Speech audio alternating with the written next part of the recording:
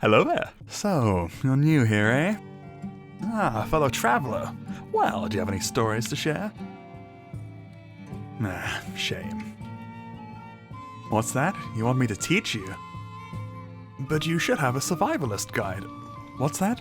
You can't read? Oh, you've got to be Welcome to a tutorial on how to play Waccy's Fantasia. We'll be covering the basics, some optional but advanced bits, and everything leading up to the Hall of Decahedron, where the latter half of the modpack begins. I don't care. We will begin as the prisoner class, so we start with nothing and spawn in the default area, the tavern. You first need some tools. The easiest way to attain them is to pick up sticks and rocks and nap them into tool heads. Many people think that a flint knife is required, and while it is a useful early game tool, you can just right click on grass with a stick. The tooltip directly mentions it, but you wouldn't know that because you can't read. Combining the simple handle and the tool head will create a proper stone tool. Congratulations! It's probably a good time to mention that the notes for the survivalist, which is essentially the beginner's guide to Fantasia, you should read it. If you could read! Sacks can be made from straw and are your early storage solution. Just don't carry more than 2 or you'll regret it. If you need more storage, you can invent the wheel and make carts. If you frequent the riverside, you can sometimes spot floating debris that can be fished up with a fishing net.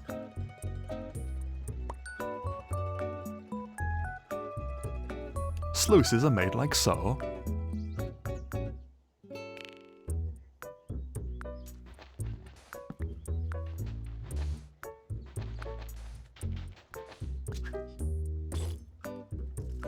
And are very useful for getting resources from certain blocks passively.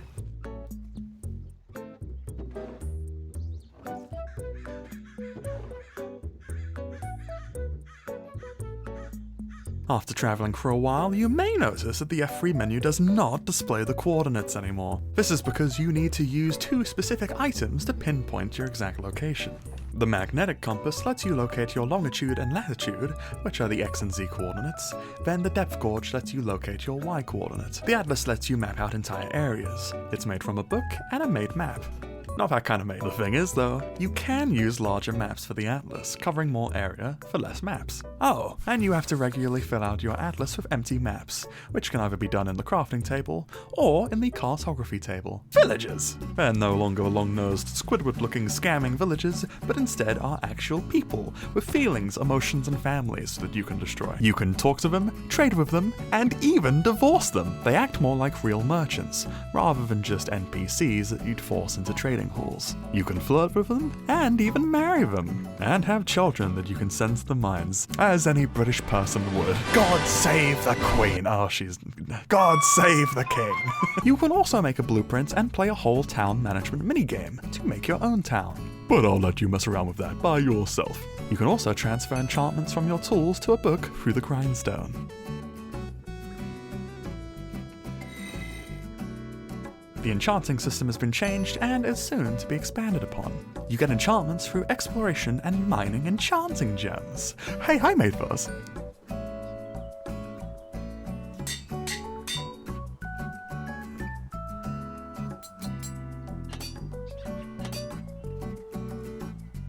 Did I also mention? There are side quests you can partake in. The first one being the Mage questline, which basically teaches you the very beginnings of iron spells, though this will be expanded upon eventually to teach other things too. There's also the Hunter's Guild questline, which sends you off to hunt a bunch of mobs and one final one for a good reward. Ooh. We first need to get copper. Wow. You see this large vein of copper here? Well, if you nap a bunch of rocks in this pattern, you can excavate it with ease. That's a little easel, Cecil. To smelt the copper into usable ingots, you use the kiln. On the furnace, the kiln looks much cooler. The mud bricks required for the kiln can just be made with clay, dirt, and some straw. To make a primitive anvil, you'll make a smithing hammer, which can be made like this. And then you shift right-click on a piece of stone to turn it into an anvil. Simple. You can heat any acquired metals in the kiln, which includes copper, iron, and even steel. though the last two would take a bit longer compared to using the blast furnace. Speaking of, to get iron ingots, you have to use an alloy smelter, which is a multi-block. Ooh, we don't need two oohs in the same video, cut that.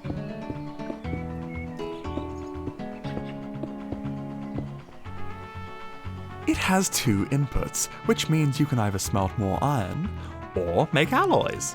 In the Iron Age, you will be able to make a proper anvil, which is similar to how you'd make the primitive one. First, make an iron anvil, then shift right click with a smithing hammer to turn it into a smithing anvil. To make better quality tools, you have to use the corresponding blueprints when making the tool heads.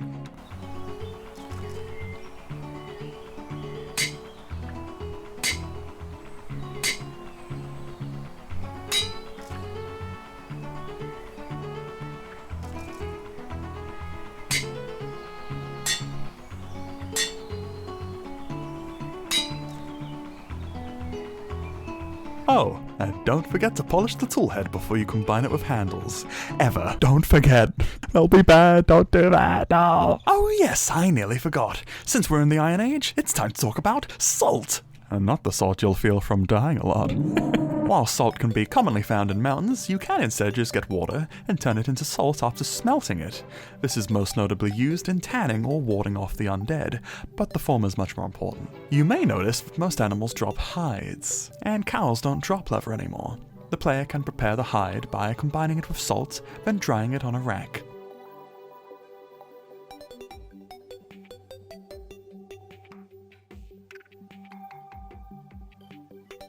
After a couple of minutes, it turns into leather.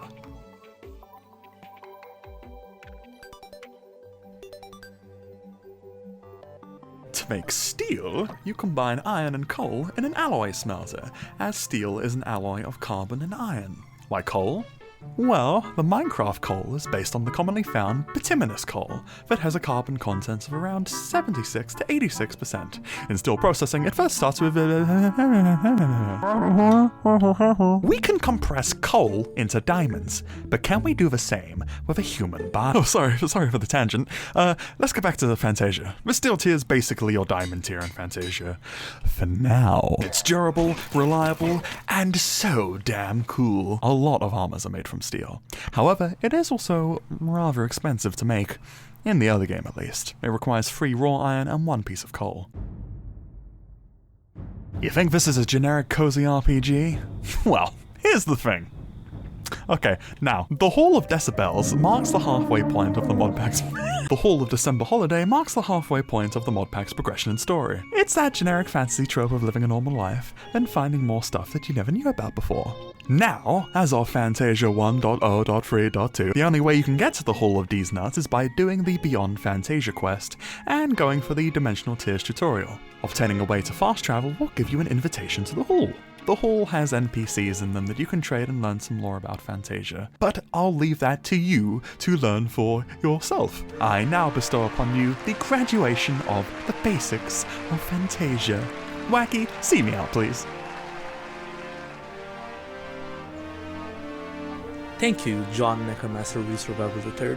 It is now me, Waccyy Fantasia. I hope you enjoyed the video as much as I enjoyed making it. I've been working on a lot of things for a major update for Fantasia, which is why this video took a bit too long.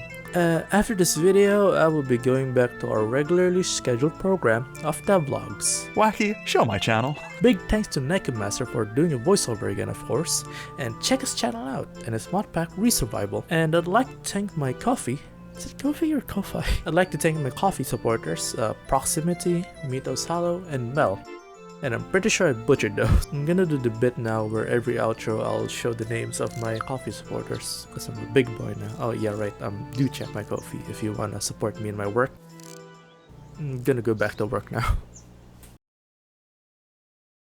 The Minecraft coal is based on the commonly found bituminous coal. Bituminous coal. Bituminous coal. That's the one.